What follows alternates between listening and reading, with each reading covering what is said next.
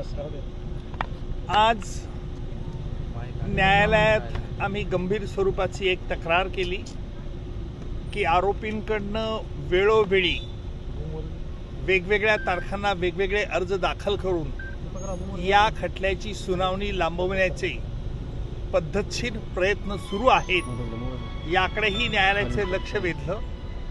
त्यावर न्यायालयाने स्पष्ट केलं की काही आरोपींनी त्यांना MCOC खटल्यातून दोषमुक्त करावं अशा तऱ्हेचा अर्ज दिलेला आहे। त्याकरता आम्ही न्यायालयाला विनंती केली की या खटल्याचे तसे अर्ज जे सुनावणीचे आहेत त्यांची देखील सुनावणी त्वरित घ्यावी। आज न्यायालयात आरोपी 3 ते 7 आरोपी जे आहेत त्यांच्यातर्फे युक्तिवाद करण्यात आला की एकत्रित आरोपपत्र जे CIDने दाखल केलं आहे हे चुकीचं आहे। हा अधिकार पोलीस अधिकाऱ्यांना नाही, परंतु हा अधिकार फक्त न्यायालयाला आहे।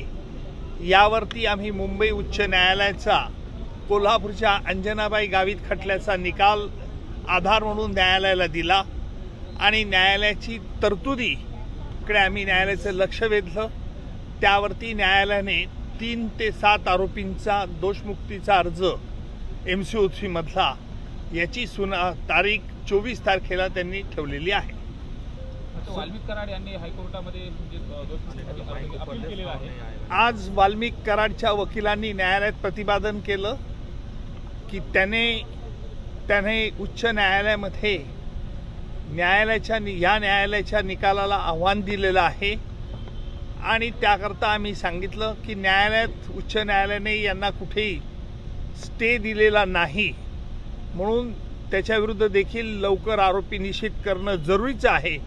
नाही तर हेच आरोपपत्र दाखल झाल्यापासून चार्ज देखील फ्रेम झाला नाही असं रेग्युलर गाऱ्हाणं करत असतात आणि म्हणून जर उच्च न्यायालयाने स्टे दिलेला नाही तर आपण आरोपी निश्चिती करावी।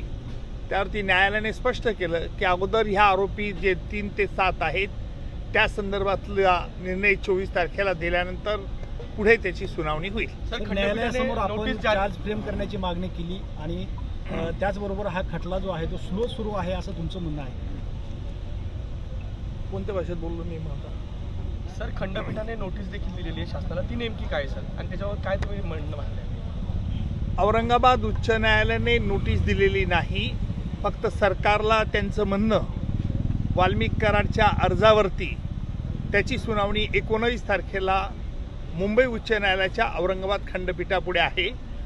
परंतु न्यायालयात आम्ही हे देखील स्पष्ट केलं की आरोपींतर्फे D2 ऑपरेशन चालवलं जातं, D for delay the trial and D for Daryl the trial.